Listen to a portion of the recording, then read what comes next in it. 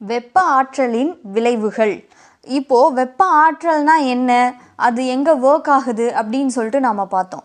இப்போது இந்த வெப்ப ஆற்றலை ஒரு பொருளுக்கு கொடுக்கறதுனால அந்த பொருளில் என்ன நடக்குது, அதில் என்ன விளைவுகள்லாம் ஏற்படுது அப்படின்னு சொல்லிட்டு இப்போ பார்க்கலாம். ஒரு பொருளிற்கு குறிப்பிட்ட அளவு வெப்ப ஆற்றலை அளிக்கும்போது அப்பொருளானது ஒன்று அல்லது அதற்கு மேற்பட்ட கீழ்கண்ட மாற்றங்களுக்கு உட்படும்.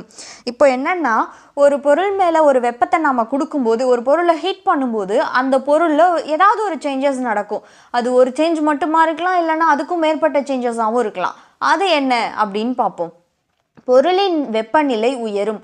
ஜென்ரலாக இது நடக்கும். எந்த பொருளை நம்ம சூடு பண்ணாலும் ஹீட்டு கொடுத்தாலும் அங்கே என்ன நடக்கும், அந்த பொருளோட வெப்பநிலை உயரும். இது கன்ஃபார்மாக அந்த பொருளில் நடக்கும். நெக்ஸ்ட்டு, திடநிலையில் உள்ள ஒரு பொருள் திரவ நிலைக்கோ அல்லது திரவ நிலையில் உள்ள ஒரு பொருள் வாயு நிலைக்கோ மாற்றமடையும். நெக்ஸ்ட் இது நடக்கும். என்ன நடக்கும்னா, திடநிலையில் சாலிடாக இருக்கிற பொருளை ஒரு அளவுக்கு மேலே அந்த பொருளுடைய ஹீட்டிங் கெப்பாசிட்டி எதுவோ அது அளவுக்கு மேலே வெப்பப்படுத்தும் போது அந்த திடநிலை திரவ நிலையாக மாறும். அப்படி இல்லைன்னா திரவ நிலையில் இருக்கிற பொருள் வாயு நிலைக்கு மாறும் அப்படின்னு சொல்கிறாங்க. அதாவது எப்படின்னா, இப்போ தண்ணி இருக்குது திரவ நிலையில், அதை பாய்லிங் பாயிண்ட் 100 டிகிரி செல்சியஸையும் தாண்டி நம்ம ஹீட் பண்ணும்போது அது ஆவியாக போகுது இல்லையா, அந்த மாதிரி வெப்பப்படுத்தும் போது பொருளானது விரிவடையும். இது நடக்கும். என்னன்னா, ஒரு பொருளை வெப்பப்படுத்தும் போது அது அந்த பொருள் விரிவடையும். ஒன்று நீளமாகும், இல்லைன்னா அதோடைய பருமன் அதிகரிக்கும், அப்படி இல்லைன்னா அதோட பரப்பு அதிகரிக்கும். அந்த மாதிரி விரிவடையும்.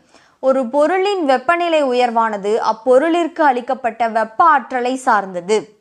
இப்போ என்னன்னா, ஒரு பொருளில் வெப்பநிலை உயர்வு அப்படின்றது, ஒரு பொருளோட ஹீட்டு அதிகமாகிறது அப்படின்றது எவ்வளோ ஹீட்டு நம்ம கொடுக்குறோமோ, எவ்வளோ வெப்ப ஆற்றல் கொடுக்குறோமோ அதை சார்ந்தது.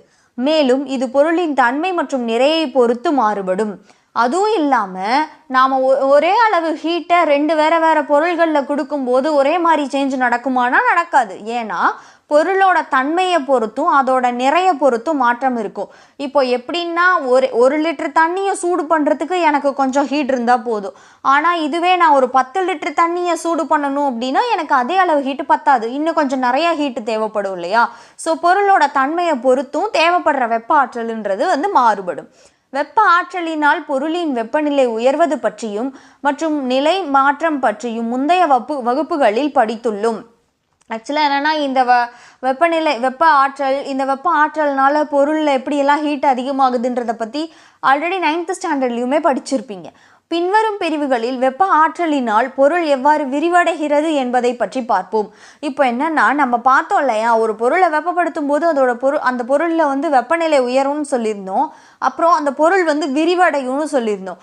அந்த பொருள்கள் எப்படி விரிவடையுது அப்படின்னு சொல்லிட்டு பார்க்கலாம். அது எந்த மாதிரி விரிவடையும் அப்படின்னு பார்க்கலாம். பொருளில் வெப்ப விரிவு. ஒரு பொருளிற்கு குறிப்பிட்ட அளவு வெப்ப ஆற்றலை அளிக்கும் போது அந்த பொருளின் பரிமாணம், நீளம் அல்லது பரப்பு அல்லது பருமன் அதிகரிக்கும். ஒரு பொருள் இருக்குது அப்படின்னா அதுக்கு ஒரு குறிப்பிட்ட அளவு ஹீட்டு கொடுக்கும்போது, அதாவது அந்த குறிப்பிட்ட அளவுன்றது அந்த பொருளை பொறுத்து, அது எந்த பொருளாக நாம் யூஸ் பண்ணுறோமோ அந்த பொருளை பொறுத்து அதுக்கு கொடுக்க வேண்டிய வெப்பம் மாறுபடும். அப்படி கொடுக்கும்போது அதோடைய பரிமாணம்னு இதை எதை சொல்கிறாங்கன்னா, ஒருவேளை அது நீளமாக இருக்கலாம், இல்லைன்னா அதோட பரப்பளவு, அந்த பொருளோட பரப்பளவாக இருக்கலாம், இல்லைன்னா அந்த பொருளோட பருமனாக இருக்கலாம். இதில் ஏதாவது ஒன்று அதிகரிக்கும். வெப்பநிலை உயர்வால் பொருளின் பரிமாணத்தில் ஏற்படும் மாற்றமே அப்பொருளின் வெப்ப விரிவு என அழைக்கப்படுகிறது. ஒரு வெப்ப விரிவு என்றால் என்ன அப்படின்னா, ஒரு பொருளில் வெப்பநிலை உயர்வால் அதோட பரிமாணத்தில் ஏற்படுற மாற்றம் தான் வெப்ப விரிவு அப்படின்னு சொல்கிறோம். திரவங்களில் எடுத்துக்காட்டு மெர்க்குரி ஏற்படும் வெப்ப விரிவினை சூடான நீரில் வைக்கப்பட்ட வெப்பநிலை மானியில் காணலாம். இப்போ என்னென்னா, ஒரு எக்ஸாம்பிள் பார்க்கணும் அப்படின்னா, இந்த வெப்ப விரிவுக்கு ஒரு எக்ஸாம்பிள் சொல்லணும் அப்படின்னா, மெர்க்குரி பாதரசம் இருக்கு இல்லையா, இப்போது டெம்பரேச்சர் செக் பண்ணுற தெர்மாமீட்டர் இருக்குது. நம்ம ஹாஸ்பிட்டலில் கண்ணாடியில் இருக்கும் இல்லையா, சின்னதாக நீடில் மாதிரி இருக்கும். அதை டெம்பரேச்சர் நாக்கு கடியிலையோ அண்டராம்லையோ வச்சுட்டு டெம்பரேச்சர் செக் பண்ணுவாங்க இல்லையா. அப்போது அந்த மாதிரி டெம்பரேச்சர் செக் பண்ணுற மோஸ்ட்லி நாக்கு கடியில் வச்சு செக் பண்ணுவோம் இல்லையா, மெர்க்குரி இருக்கிற அந்த கிளினிக்கல் தெர்மோமீட்டர், அந்த தெர்மோமீட்டருக்குள்ளே இருக்கிறது மெர்க்குரி பாதரசம் தான் இருக்குது. ஆக்சுவலாக அந்த பாதரசம் என்ன ஆகுதுன்னா, அது ஒரு நார்மலான ஒரு டெம்பரேச்சரில் இருக்குது. இப்போது ஒரு வேளை என்னோடய பாடி டெம்பரேச்சர் அதிகமாக இருக்குது அப்படின்னா மேபி அது என்னோடய பாடியாக இல்லாமல் இப்போது லேபில் யூஸ் பண்ணுற தெர்மாமீட்டர், லெபார்ட்டரி தெர்மாமீட்டரும் சேம் அதே மாதிரி தான் இருக்கும். அந்த தெர்மாமீட்டரை எடுத்துக்கிறேன், ஒரு சுடுதண்ணி இருக்குது, சுடுதண்ணிக்குள்ளே அந்த தெர்மாமீட்டரை நான் போடும்போது என்ன நடக்கும்? இப்போது அந்த சுடுதண்ணி எவ்வளோ சூடாக இருக்குது, எத்தனை டிகிரி செல்சியஸில் இருக்குதுன்னு எனக்கு காட்டுறது தான் அந்த தெர்மாமீட்டரோட வேலை. அது எப்படி காட்டும்? அதுக்குள்ளே இருக்கிற அந்த பாதரசம் தண்ணியில் போட்டதுனால விரிவடைஞ்சு எவ்வளோ ஹீட் இருக்கோ அந்த அளவுக்கு மேக்சிமமாக விரிவடையும். இப்போது அந்த தண்ணி ஒரு 60 டிகிரி செல்சியஸில் இருக்குன்னா அந்த 60ன்ற பாயிண்ட் வரைக்கும் எனக்கு அந்த பாதரசம் விரிவடையும் இல்லையா? விரிவடைஞ்சு 60 டிகிரின்னு காட்டும். ஸோ இந்த பாதரசத்தை வந்து அது அங்கே என்ன நடக்குது? இந்த தண்ணியில் இருக்கிற ஹீட்டு அந்த பாதரசத்துக்கு டிரான்ஸ்ஃபர் ஆனதுனால அந்த மெர்க்குரி வந்து விரிவடைஞ்சிருச்சு. அதனால தான் அது விரிவடைஞ்சதுனால தான் எனக்கு டெம்பரேச்சரை காட்டியிருக்கு. இதுதான் வந்து வெப்ப விரிவுக்கான உதாரணம் இதுதான். எனவே அனைத்து விதமான பொருட்களும் திட, திரவ மற்றும் வாயு வெப்பத்தினால் விரிவடையும். ஸோ என்னன்னா எல்லா விதமான பொருட்களும் திட பொருட்களாக இருக்கலாம், திரவ பொருட்களாக இருக்கலாம், வாயு பொருட்களாக இருக்கலாம், எல்லாருமே வெப்பத்தினால விரிவடைவாங்க. ஆனால் அவங்க எந்த அளவுக்கு விரிவடைகிறாங்க அப்படின்றது வந்து அந்த பொருளுடைய தன்மையை பொறுத்தது. ஃபஸ்ட்டு திடப்பொருளில் வெப்ப விரிவு. இப்போ நம்ம ஃபஸ்ட்டு என்ன பார்க்குறோம் அப்படின்னா, திடப்பொருளில் சாலிடாக இருக்கிற பொருள்களில் வெப்ப விரிவு எப்படி நடக்குதுன்னு பார்க்கலாம். திடப்பொருளை வெப்பப்படுத்தும் போது அணுக்கள் ஆற்றலினை பெற்று வேகமாக அதிர்வுறுகிறது. இதனால் திடப்பொருளானது விரிவடைகிறது. என்ன நடக்குதுன்னா, இப்போ சாலிடாக இருக்கிற ஒரு பொருளை நான் வந்து அந்த பொருள் மேலே ஒரு ஹீட்டு கொடுக்குறேன் அப்படிங்கும்போது, ஒரு வெப்பத்தை நான் கொடுக்குறேன்னும் போது அந்த பொருளுக்குள்ளே இருக்கிற அந்த அணுக்கள் இருக்கு இல்லையா, ஆட்டம்ஸு, அவங்கெல்லாம் என்னன்னா ஒரு எனர்ஜியை பெறுறாங்க, ஒரு ஆற்றலை பெற்று அவங்க வேகமாக அதிர்வுறுறாங்க. அப்படி இருக்கிறதுனால தான் அந்த திடப்பொருள் வந்து விரிவடையுது. ஒரு பொருளை வெப்பப்படுத்தும் போது வெப்பநிலை மாற்றத்தினால் ஏற்படும் வெப்ப விரிவு திரவ மற்றும் வாயு பொருள்களை ஒப்பிடும்போது திடப்பொருள்களில் குறைவு. அப்புறம் என்னன்னா, ஒரு பொருளை வெப்பப்படுத்தும் போது அதில் ஏற்படுற அந்த வெப்ப விரிவு அந்த பொருள் விரிவடைகிறது எப்படின்னா, ஆக்சுவலாக திரவ பொருட்களையும் வாயு பொருட்களையும் விட கம்மியாக தான் வந்து திடப்பொருட்களில் வெப்ப விரிவு நடக்கும். ஏன்னா இப்போ வாயு பொருட்களை ரொம்ப ஈஸியாக வெப்ப விரிவு பண்ண முடியும், திரவ பொருட்கள் வாயுவை விட கொஞ்சம் கம்மியாக ஆனால் வெப்ப விரிவு பண்ண முடியும். திடப்பொருட்கள் வந்து அதை ரெண்டவும் விட கம்மியாக தான் வந்து வெப்ப விரிவுன்றது நடக்கும் அப்படின்னு சொல்கிறாங்க. இதற்கு காரணம் திடப்பொருளின் கடினத்தன்மையே ஆகும். அது ஏன் திடப்பொருள்கள் கம்மியான வெப்ப விரிவு தான் நடக்கும் அப்படின்னா, இந்த திடப்பொருள்கள் வந்து ரொம்பவும் கடினமானது, ரொம்பவும் இறுக்கமானது. ஸோ அங்கே வெப்ப விரிவுன்றது வந்து கம்மியாக தான் இருக்கும். திடப்பொருளில் ஏற்படும் வெப்ப விரிவின் வகைகள். ஆனால் இந்த திடப்பொருளில் ஏற்படுற வெப்ப விரிவுகளையே வந்து நம்ம ஜென்ரலாக காமனாக வெப்ப விரிவுன்னு மட்டும் சொல்கிறோம் இல்லையா, அதையவே வந்து 3ஆக பிரிக்கலாம். என்னென்னா நீள் வெப்ப விரிவு, பரப்பு வெப்ப விரிவு, பரும வெப்ப விரிவு அப்படின்னு சொல்லிட்டு 3ஆக பிரிக்கலாம். இதில் என்னென்னா அது எந்த இடங்கள்ல அது வெப்ப விரிவு நடக்குது, ஒருவேளை நீளம் அதிகமாகுதா, இல்லை பரப்பளவு அதிகமாகுதா, இல்லைனா அது குண்டாகுதா அப்படின்றத பேஸ் பண்ணி இந்த 3 டைப்பு. ஃபஸ்ட்டு நீள் வெப்ப விரிவு. முதல்ல நீள் வெப்ப விரிவுனா என்னன்னு பார்க்கலாம். ஒரு திடப்பொருளை வெப்பப்படுத்துதலின் விளைவாக அப்பொருளின் நீளம் அதிகரிப்பதால் ஏற்படும் விரிவு நீள் வெப்ப விரிவு எனப்படும். என்னன்னா, ஒரு திடப்பொருள் இருக்குது, அந்த திடப்பொருளை நான் சூடுபடுத்தும் போது அதோடைய நீளம் வந்து அதிகமாகிறது தான் வந்து நீள் வெப்ப விரிவு அப்படின்னு சொல்கிறாங்க. ஓரலகு வெப்பநிலை உயர்வால் பொருளின் நீளத்தில் ஏற்படும் மாற்றத்திற்கும் ஓரலகு நீளத்திற்கும் உள்ள தகவு நீள் வெப்ப விரிவு குணகம் என அழைக்கப்படும். ஆக்சுவலாக இந்த நீள் வெப்ப விரிவு குணகம்னு நாம் ஏன் படிக்கிறோம்னா, இதுதான் வந்து அதுக்கான அளவு. அதாவது நம்ம வெப்ப விரிவுன்னு ஜென்ரலாக சொல்லிடுவோம் இல்லையா, அந்த வெப்ப விரிவுன்றதை எப்படி அளவாக அளவிடணும் அப்படின்னா இந்த வெப்ப விரிவு குணகத்தை வச்சு தான் அளவிடணும். அப்போது அதுக்கான டெஃபினிஷன் ஆக்சுவலாக இந்த நீள் வெப்ப விரிவு, பரப்பு வெப்ப விரிவு, பரும வெப்ப விரிவு 3க்குமே ஒரே டெஃபினிஷன் தான். அதில் சின்ன சேஞ்ச் மட்டும் பண்ணோன்னா அந்த டெஃபினிஷன் ஒன்றே தான். ஃபஸ்ட்டு நீளத்துக்கு என்னென்னா ஓரலகு வெப்பநிலை உயர்வால் ஒரு அலகு அப்படின்னு நம்ம சொல்கிறோன்னா, இப்போ நம்ம அதை எப்படி எடுத்துக்கலாம்னா, ஒரு ஒரு கெல்வின் வெப்பம்னு வச்சுக்கலாமே. ஒரு கெல்வின் வெப்பநிலை உயர்வால், ஓரலகு வெப்பநிலை உயர்வால் பொருளின் நீளத்தில் ஏற்படும் மாற்றத்திற்கும், அதாவது இப்போ ஒரு சாதாரணமாக 10 சென்டிமீட்டர் இருக்கிற பொருளை நான் ஒரு குறிப்பிட்ட வெப்பம் கொடுக்கும்போது அந்த 10ன்றது 10.5 சென்டிமீட்டராக மாறுதுன்னு வச்சுக்கோங்களேன். நீளத்தில் ஏற்படும் மாற்றத்திற்கும், அப்போது இப்போ நீளத்தில் ஏற்படும் மாற்றம்னா என்ன, முதல்ல இருந்தது 10 சென்டிமீட்டர், இப்போ நான் சூடுபடுத்தினதுக்கு அப்புறம் இருக்கிறது 10.5, அப்போ ரெண்டுக்குமான வித்தியாசம் என்ன, 0.5 சென்டிமீட்டர் வித்தியாசம். ஓரலகு நீளத்திற்கும் உள்ள தகவு நீள் வெப்ப விரிவு குணகம் எனப்படும். அதாவது என்னன்னா, ஓரலகு நீளம் அதில் இருக்கு இல்லையா, ஆல்ரெடி இருக்கு இல்லையா ஒரு குறிப்பிட்ட நீளம், அதுக்கும் இடையில் இருக்கிற தகவு, அதாவது ஆல்ரெடி இருந்த நீளமும் நீளத்தில் ஏற்படுற மாற்றமும், அது ரெண்டுக்குமான தகவை தான் வந்து வெப்ப விரிவு குணகம் அப்படின்னு சொல்கிறோம். ஓகே, இதோடைய எஸ்ஐ அலகு என்ன அப்படின்னா கெல்வின் இன்வர்ஸ், 1/கெல்வின், அதை நம்ம கெல்வின் இன்வர்ஸ் அப்படின்னும் சொல்லலாம். நீள் வெப்ப விரிவு குணகத்தின் மதிப்பு பொருளுக்கு பொருள் மாறுபடும். இந்த வெப்ப விரிவில் வந்து நீள் வெப்ப விரிவு, ஒரு பொருளோட நீளம் வெப்பப்படுத்தும் போது மாறுறதுங்கிறது வந்து ஒரு பொருளுக்கு பொருள் மாறுபடும். எல்லா பொருள்லையும் ஒரே மாதிரி அது இருக்காது. ஓகே, கீழே படம் கொடுத்துருக்காங்க. படம் 3.2 நீள் வெப்ப விரிவு. ஃபஸ்ட்டு இருக்கிறது என்னன்னா, அதுதான் அந்த நீளம், ஒரு பொருளோட நீளம், ஆக்சுவல் நீளம் அதுதான் L0.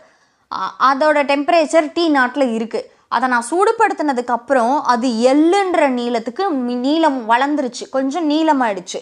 அங்கே டெம்பரேச்சர் என்னவா இருக்குன்னா Tன்னு இருக்கு. ஸோ இப்போ இதில் என்னன்னா, கீழே பாருங்களேன், நீள மாறுபாட்டுக்கும் வெப்பநிலை மாறுபாட்டுக்கும் உள்ள தொடர்பினை பின்வருமாறு குறிப்பிடலாம். அந்த நீளத்தில் ஏற்படுற சேஞ்சும் வெப்பநிலையில் ஏற்படுற சேஞ்சும், ஏன்னா L0லேருந்து Lக்கு மாறி இருக்கு, T0லேருந்து Tக்கு மாறி இருக்கு. இந்த சேஞ்சை எப்படி சொல்லலாம்னா, ΔL/L0 is equal to alpha L del T அப்படின்னு சொல்லியிருக்காங்க. ஒரு ஃபார்முலா சொல்லியிருக்காங்க. இதில் இந்த டெல்லுன்ற சிம்பிளை நாம் எப்போ யூஸ் பண்ணுவோம்னா, எப்பவுமே ரெண்டு மதிப்புகளுக்கு இடையில் இருக்கிற வேறுபாடு, ரெண்டு மதிப்பை மைனஸ் பண்ணி எழுதுகிற மாதிரி இருக்கிற இடத்துல தான் இந்த டெல்லுன்ற வேர்டை நாம் யூஸ் பண்ணுவோம். இப்போது ΔL அப்படின்னா நீளத்தில் ஏற்படும் மாற்றம். அதாவது முதல்ல ஒரு நீளம் இருந்துச்சு, சூடுபடுத்தினதுக்கப்புறம் ஒரு நீளம் ஆச்சு. இது ரெண்டுக்கும் இடையில இருக்கிற வித்தியாசம் தான் ΔL.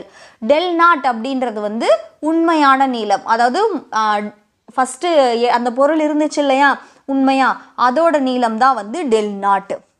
நெக்ஸ்ட்டு ΔT அப்படின்றது வெப்பநிலையில் ஏற்படும் மாற்றம். அதாவது இப்போ என்னென்னா, ஃபஸ்ட்டு டெம்பரேச்சர் என்னவா இருந்துச்சு அப்படின்னா Tன்னு இருந்துச்சு இல்லையா, T0ன்னு இருந்துச்சு. ஆனால் சூடுபடுத்தினதுக்கப்புறம் டெம்பரேச்சர் என்னவாச்சு, Tன்னு ஆச்சு. அப்போது இது ரெண்டுக்குமான வித்தியாசம் தான் வந்து, அது ரெண்டுக்கும் இடையில இருக்கிற வேறுபாடு தான் வந்து ΔT. நெக்ஸ்ட்டு ஆல்ஃபா எல் அப்படின்னா நீள் வெப்ப விரிவு குணகம். ஆல்ஃபா எல் தான் நமக்கு தெரிய வேண்டிய விஷயம். நீள் வெப்ப விரிவு குணகத்தை வந்து ஆல்ஃபா எல் அப்படின்னு சொல்லியிருக்காங்க. ஸோ நீள் வெப்ப விரிவு குணகம் அப்படின்னா என்னென்னா, ஒரு அலகு வெப்பநிலை உயர்வால் ஒரு பொருளின் நீளத்தில் ஏற்படும் மாற்றத்திற்கும் ஓரலகு நீளத்திற்கும் உள்ள தகவு, அதை தான் வந்து நீள் வெப்ப விரிவு குணகம் அப்படின்னு சொல்கிறாங்க. இது நீள் வெப்ப விரிவு. இப்போது பேசிக்காக இந்த நீள் வெப்ப விரிவுக்கு நாம் ஒரு எக்ஸாம்பிள் சொல்லணும்னு வச்சுக்கோங்களேன். நம்ம நிறைய நோட் பண்ணியிருப்போமான்னு தெரில. நம்மளோட ரெகுலர் லைஃப்பில் என்னென்னா, இப்போ கரண்ட்டு கம்பி இருக்கு இல்லையா, ஒரு கம்பத்துலேருந்து இன்னொரு கம்பத்துக்கு ஒயர் போட்டிருப்பாங்க, கரண்ட்டில் ஒயர் போட்டிருக்காங்க இல்லையா, அந்த ஒயரை நீங்கள் எல்லா டைமும் நோட் பண்ணி பார்த்தீங்க அப்படின்னா, வெயில் காலத்தில் அந்த கம்பி எப்படி இருக்கும்னா கொஞ்சம் லூஸாக இருக்கும், தொங்குற மாதிரி இருக்கும். இதுவே குளிர்காலம் வரும்போது டைட்டாக இருக்கும், அதாவது அந்த தொங்கல் இல்லாமல் நேராக இருக்கும். இதை நீங்கள் இதுக்கப்புறம் நல்லா கவனிச்சிங்கன்னா இந்த வேரியேஷன் தெரியும். ஏன்னா குளிர்காலத்தில் அது நார்மல் டெம்பரேச்சரில் நார்மலாக இருக்குது. ஆனால் வெயில் காலத்தில் ஃபுல் டே அந்த கம்பி மேலே வெயில் பட்டுக்கிட்டே இருக்கிறதுனால, அது சூடாகிட்டு இருக்கிறதுனால அதில் வந்து லைட்டாக விரிவு ஏற்படுது. அந்த விரிவு காரணமாக தான் அந்த கம்பியில் ஏற்படுற அந்த தொங்கல். இது வந்து நீள் வெப்ப விரிவுக்கான ஒரு எடுத்துக்காட்டு. நெக்ஸ்ட்டு பரப்பு வெப்ப விரிவு. இப்போ பரப்பு வெப்ப விரிவுனா என்ன அப்படின்னு சொல்லிட்டு பார்க்கலாம். ஒரு திடப்பொருளை வெப்பப்படுத்துதலின் விளைவாக அப்பொருளின் பரப்பு அதிகரிப்பதால் ஏற்படும் விரிவு பரப்பு வெப்ப விரிவு எனப்படும். சிம்பிள். எப்படி திரவத்தில் சொன்னமோ, எப்படி வந்து நீளத்தில் சொன்னமோ அதே மாதிரி தான். ஒரு திடப்பொருளை வெப்பப்படுத்தும் போது அதோட பரப்பளவு அதிகரிக்கிறத வந்து பரப்பு வெப்ப விரிவுன்னு சொல்கிறோம். பரப்பு வெப்ப விரிவினை பரப்பு வெப்ப விரிவு குணகத்தின் மூலம் கணக்கிடலாம். ஆஸ் யூஷுவல் நீளத்துக்கு சொன்ன மாதிரி தான் வெப்ப விரிவு குணகத்து மூலமாக கணக்கிடலாம். அப்போ அதுக்கான டெஃபினிஷன் என்ன? ஆல்ரெடி நம்ம பார்த்த மாதிரியே தான். ஓரலகு வெப்பநிலை உயர்வால் பொருளின் பரப்பில் ஏற்படும் மாற்றத்திற்கும் ஓரலகு பரப்பிற்கும் உள்ள தகவல். அதில் எப்படி பொருளோட நீளத்தில் ஏற்படுற மாற்றத்துக்கும் ஓரலகு நீளத்துக்கும்னு சொன்னோமோ அதே மாதிரி பரப்பில் வந்து ஓரலகு வெப்பநிலை உயர்வால் பொருளின் பரப்பில் ஏற்படும் மாற்றத்திற்கும் ஓரலகு பரப்பிற்கும் உள்ள தகவு அப்படின்னு சொல்லிடுறோம். இதை வந்து பரப்பு வெப்ப விரிவு குணகம் அப்படின்னு சொல்கிறோம். இதன் மதிப்பு பொருளுக்கு பொருள் மாறுபடும். ஆஸ் யூஷுவல் நீல மாதிரி தான் பரப்புலையும் வந்து இதோட மதிப்பு பொருளுக்கு பொருள் மாறுபடும். இதோட எஸ்ஐ அலகும் கெல்வின் இன்வெர்ஸ் தான். பரப்பு மாற்றத்திற்கும் வெப்பநிலை மாற்றத்திற்கும் உள்ள தொடர்பினை பின்வரும் சமன்பாட்டின் மூலம் அறியலாம். இப்போ எப்படி நீளத்துக்கு ஒரு சமன்பாடு பார்த்தோமோ அதே மாதிரி பரப்புக்கும் ஒரு சமன்பாடு இருக்குது. அதை பார்க்கறதுக்கு முன்னாடி படம் 3.3 பரப்பு வெப்ப விரிவு. இப்போ ஒரு பொருள் வந்து A0, ஏன்னா இதில் ஏரியா ஃபஸ்ட்டு ஒரு ஏரியாவில் இருக்குது. அதுக்கப்புறம் க்ரீன் கலரில் வந்து சூடுபடுத்தினதுக்கப்புறம் எக்ஸ்டெண்ட் ஆகி டெல் ஏன்னு மாறி இருக்கு. அந்த க்ரீன் கலர் வந்து டெல் ஏ. ஓகேவா? இப்போது இந்த ஈக்குவேஷன் என்ன? Del A divided by A0, அதாவது பரப்பு மாற்றம் டிவைடட் பை பழைய பரப்பு இஸ் ஈக்குவல் டு டெல் ஏனா பரப்பு வெப்ப விரிவு குணகம், டெல் டி அப்படின்றது வந்து வெப்பத்தில் ஏற்படுற மாற்றம். இப்போது டெல் ஏனா ஃபஸ்ட்டே நம்ம சொன்ன மாதிரி முதல்ல இருந்த ஏரியா அதுக்கப்புறம் வெப்பப்படுத்தினதுக்கப்புறம் இருந்த ஏரியா ரெண்டையும் மைனஸ் பண்ணால் கிடைக்கிறது தான் டெல் ஏ. A0ன்றது ஃபஸ்ட்டு இருந்த உண்மையான பரப்பளவு. டெல் டின்றது வெப்பநிலையில் ஏற்படுற மாற்றம். முதல்ல இருந்த ஒரு வெப்பநிலையும் சூடுபடுத்தினதுக்கு அப்புறம் இருக்கிற வெப்பநிலை ரெண்டுக்கும் நடுவில் இருக்கிற variation. Next del A alpha A அப்படின்னா பரப்பு வெப்ப விரிவு குணகம். இதுதான் வந்து வெப்ப விரிவு பரப்பு வெப்ப விரிவுக்கான ஃபார்முலா இதுதான். நெக்ஸ்ட்டு பரும வெப்ப விரிவு. அடுத்தது என்னன்னா பருமனில் ஏற்படுற சேஞ்சை எப்படி சொல்லலாம் அப்படின்னு இப்போ பார்க்கலாம். ஒரு திடப்பொருளினை வெப்பப்படுத்துதலின் விளைவாக அப்பொருளின் பருமன் அதிகரிப்பதால் ஏற்படும் விரிவு பரும வெப்ப விரிவு எனப்படும். என்னன்னா எப்படி நாம் நீளத்துக்கும் பரப்புக்கும் பார்த்தோமோ அதே மாதிரி தான் ஒரு திடப்பொருளை வெப்பப்படுத்தும் போது அதோடைய பருமனில் அதில் சேஞ்ச் நடக்கிறது. ஒரு அதோட பருமன் அதிகரிக்கிறத வந்து பரும வெப்ப விரிவுன்னு சொல்கிறோம். நீள் வெப்ப விரிவு மற்றும் பரப்பு வெப்ப விரிவினை போல் பரும வெப்ப விரிவினை பரும வெப்ப விரிவு குணகத்தின் மூலம் கணக்கிடலாம். அது ரெண்டு மாதிரியே தான் ஆஸ் யூஷுவல். இதை நம்ம எப்படி கணக்கிடணும்னா பரும வெப்ப விரிவு குணகத்து மூலமாக கணக்கிடணும். அப்போ அதுக்கான டெஃபினிஷன் எழுதணும் இல்லையா? ஆல்ரெடி 2 பார்த்தோம். சேம் அதே மாதிரி தான். ஓரலகு வெப்பநிலை உயர்வால் ஒரு பொருளின் பருமனில் ஏற்படும் மாற்றத்திற்கும் அப்பொருளின் ஓரலகு பருமனுக்கும் உள்ள தகவு. அவ்வளோதான். எல்லாத்துக்கும் அதே டெஃபினிஷன் தான். ஓரலகு வெப்பநிலை உயர்வால் அதில் ஏற்படுற மாற்றத்துக்கும் அதோட ஓரலகுக்குமான தகவு அதை தான் வந்து நாம் சொல்லுவோம். இது வந்து பரும வெப்ப விரிவு குணகத்துக்கான டெஃபினிஷன். அதுக்கடுத்தது இதோட எஸ்ஐ அலகும் என்னதான் அப்படின்னா கெல்வின் இன்வெர்ஸ் தான். ஸோ இதன் எஸ்ஐ அலகு கெல்வின் இன்வெர்ஸ். ஓகே, படம் 3.4 பரும விரிவு. இப்போ என்னன்னா ஒரு கியூப் இருக்குது. அந்த கியூபை சூடுபடுத்தும் போது அதோட பருமன் அது இன்னும் கொஞ்சம் குண்டாகி இருக்குது. ஃபஸ்ட்டு இருக்கிறத வந்து V0 அப்படின்னு எடுத்திருக்கோம். குண்டு ஆனதுக்கப்புறம் வீன்னு வந்துடும். அப்போ அது ரெண்டுக்குமான வேரியேஷன் டெல் வி. பரும மாற்றத்திற்கும் வெப்பநிலை மாற்றத்திற்கும் உள்ள தொடர்பினை பின்வரும் சமன்பாடு மூலம் அறியலாம். முன்னாடி எப்படி நாம் 2 சமன்பாடு பார்த்தோமோ அதே மாதிரி தான். இதில் வின்றது வந்து வால்யூம். இப்போது del V divided by V0 is equal to alpha V into del T. இப்போ இதில் டெல் வினா என்ன? பருமனில் ஏற்படும் மாற்றம். முதல்ல ஒரு பருமன் இருந்துச்சு, சூடுபடுத்தினதுக்கப்புறம் பெருசாச்சு. அது ரெண்டுக்குமான வித்தியாசம். V0ன்றது உண்மையான பருமன். ஃபஸ்ட்டு நம்ம புதுசாக சூடுபடுத்துறதுக்கு முன்னாடி பொருள் இருந்த பருமன். டெல் டி அப்படின்றது வந்து சூடுபடுத்தினதுக்கு அப்புறம் வெப்பநிலையில் ஏற்பட்ட மாற்றம். முதல்ல எவ்வளோ இருந்துச்சோ சூடுபடுத்தினதுக்கு அப்புறம் எவ்வளோ இருந்துச்சோ அது ரெண்டுக்குமான மாற்றம். ஆல்ஃபா வி அப்படின்னா பரும விரிவு குணகம். அதுதானே நம்ம இந்த டாப்பிக்கில் பார்க்குறோம். பரும விரிவு தானே பரும வெப்ப விரிவு தானே பார்க்குறோம். அதை எப்படி ஃபைண்ட் அவுட் பண்ணலாம்னா பரும விரிவு குணகம் மூலமாக நம்ம கணக்கீடு பண்ணலாம். ஸோ இந்த 3 முறைகளில் தான் வந்து ஒரு திடப்பொருளானது விரிவடையும். பொருளுக்கு பொருள் பரும வெப்ப விரிவு குணகத்தின் மதிப்பு மாறுபடும். சில பொருள்களின் பரும வெப்ப விரிவு குணகத்தின் மதிப்புகள் அட்டவணை 3.1 கொடுக்கப்பட்டுள்ளது. இப்போ என்னன்னா எல்லாமே நீளமாக இருந்தாலும் சரி, பரப்பாக இருந்தாலும் சரி, பருமனாக இருந்தாலும் சரி, எல்லா பொருளுக்கும் ஒரே மாதிரி இருக்காது. பொருளுக்கு பொருள் மாறுபடும். அதில் சில பொருள்களோட பரும வெப்ப விரிவு எவ்வளோ இருக்கும் அப்படின்றது வந்து இங்கே அட்டவணையில் கொடுத்துருக்காங்க. அட்டவணை 3.1 சில பொருள்களின் பரும வெப்ப விரிவு குணகத்தின் மதிப்பு. ஃபர்ஸ்ட் என்னன்னா அலுமினியத்துக்கு எவ்வளோ அப்படின்னா 7 × 10⁻⁻5. இந்த எல்லா வேல்யூஸுக்குமே கெல்வின் இன்வர்ஸ்ன்றது தான் யூனிட். நெக்ஸ்ட் பித்தளைக்கு வந்து 6 × 10⁻⁵. கண்ணாடிக்கு 2.5 × 10⁻⁵. நீர் 20.7 × 10⁻⁵. நெக்ஸ்ட் பாதரசம்க்கு வந்து 18.2 × 10⁻⁵. இதுதான் வந்து அந்த பொருளுக்கான அந்த ஒவ்வொரு பொருளுக்குமான பரும வெப்ப விரிவு குணகத்தோட மதிப்பு வந்து இந்த வேல்யூஸ் தான். இந்த வேல்யூஸ் மேபி நமக்கு 1 மார்க்ஸில் கூட இதை கேட்கலாம். இந்த பொருளை கொடுத்து அதோட பரும வெப்ப விரிவு குணகத்தோட மதிப்பு என்ன அப்படின்னா நாம் அதை எழுதுகிற மாதிரி நாம் அதை படிச்சுக்கணும். திரவம் மற்றும் வாயுவில் வெப்ப விரிவு. இப்போ என்னன்னா நாம் வந்து திடப்பொருள்களில் வெப்ப விரிவு வந்து எப்படி இருக்கும், அது எப்படி பரப்பில் எப்படி வெப்ப விரிவு நடக்கும், நீளத்தில் எப்படி நடக்கும், அப்புறம் பருமனில் எப்படி நடக்கும்ன்றதெல்லாம் பார்த்தோம். இப்போது திரவத்துலையும் வாயுலையும் வெப்ப விரிவுன்றது எப்படி நடக்கும் அப்படின்னு சொல்லிட்டு பார்க்கலாம்.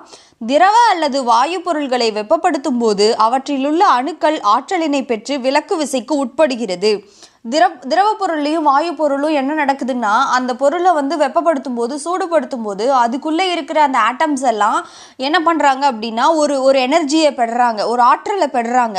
அவங்க பெறுற அந்த ஆற்றல் காரணமாக அவங்க வந்து விலக்கு விசைக்கு உட்படுறாங்க, ஒன்று விளக்குறாங்க.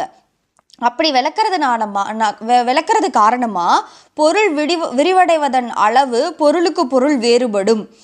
ஒரு குறிப்பிட்ட அளவு வெப்ப ஆற்றல் அளிக்கப்படும் போது வாயுவில் ஏற்படும் வெப்ப விரிவு திட மற்றும் திரவ பொருள்களை விட அதிகமாகவும் திடப்பொருள்களை ஒப்பிடும்போது திரவ பொருள்களில் அதிகமாகவும் இருக்கும். இப்போ என்னன்னா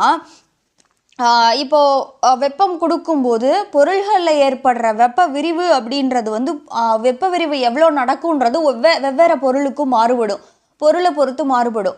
அதுலேயும் இப்போ திரவ பொருள்களை கம்பேர் பண்ணும்போது அது ரெண்டை விடவும் வாயுக்கள் வந்து அதிக அளவு வெப்ப விரிவு நடக்கும் வாயுக்களில்.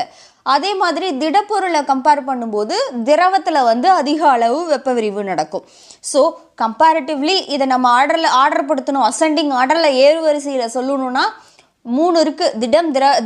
திரவ வாயு 3 இருக்குது. 3ஐயும் வெப்பப்படுத்துகிறோம். அப்படி வெப்பப்படுத்தும் போது கொஞ்சமாக வெப்ப விரிவு நடக்கிறது திடத்துலையும் திடப்பொருள்லையும், அதுக்கு அடுத்தது இருக்கிறது திரவமாகவும் கடைசியாக வாயுவாகவும் இருக்கும். நெக்ஸ்ட்டு பரும வெப்ப விரிவு குணகத்தின் மதிப்பு திரவத்தில் வெப்பநிலையை சார்ந்தது அல்ல, ஆனால் வாயுவில் இதன் மதிப்பு வெப்பநிலையை சார்ந்து அமையும். அதே மாதிரி பரும வெப்ப விரிவு இப்போ என்னன்னா நாம் பார்த்தோம் இல்லையா, நீளத்தில் வெப்ப விரிவு நடக்கிறது, பரப்பில் வெப்ப விரிவு நடக்கிறது, பருமனில் வெப்ப விரிவு நடக்கிறதுன்னு பார்த்தோம் இல்லையா.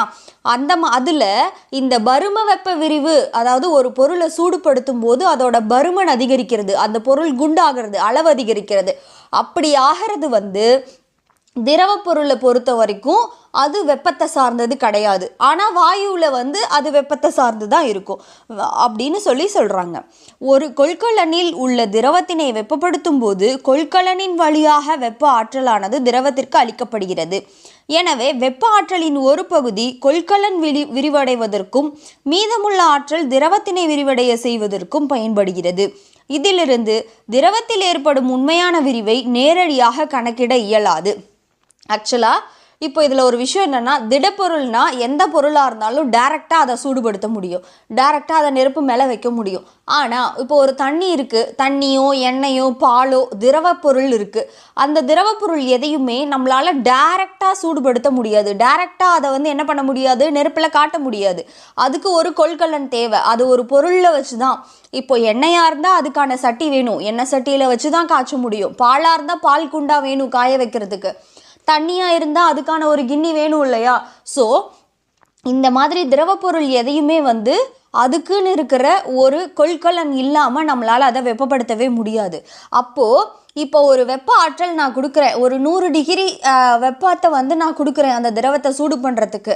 ஆனால் நான் கொடுக்குற அந்த வெப்ப ஆற்றல் மொத்தமும் அந்த திரவத்துக்கு மட்டும்தான் போகுமா அப்படின்னா கிடையாது. ஏன்னா அந்த திரவத்தை வச்சுருக்கிற அந்த கொள்கலனுக்கும் அந்த ஆற்றல் போகும் இல்லையா. முதல்ல என்ன நடக்கும், அடுப்பில் நான் ஒரு பால்கிண்ணி வைக்கும்போது ஃபஸ்ட்டு அந்த பால் கிண்ணி தான் சூடாகும், அதுக்கப்புறம் தான் உள்ளே இருக்கிற பால் சூடாகும். அப்போது இந்த வெப்ப ஆற்றலானது என்ன பண்ணுது, அந்த திரவத்துக்கு ஒரு பகுதி ஆற்றலும் அதை வச்சிருக்கிற கொள்கலனுக்கு ஒரு பகுதி ஆற்றலும் செலவிடப்படுது.